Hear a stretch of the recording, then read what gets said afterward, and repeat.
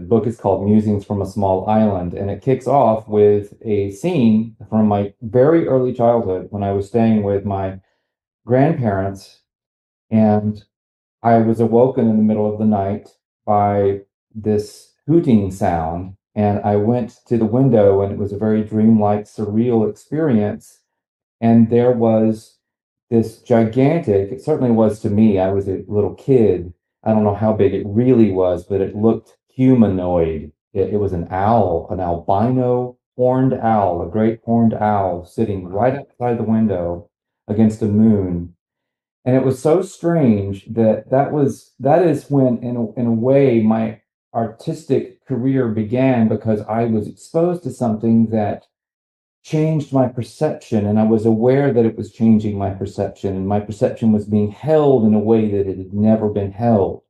And it would be years later, when I was in graduate school, I was reading about Russian formalism and modernism, and there was this philosopher from the 20s and 30s named Shklovsky, Viktor Shklovsky, and he wrote about this concept called estrangement.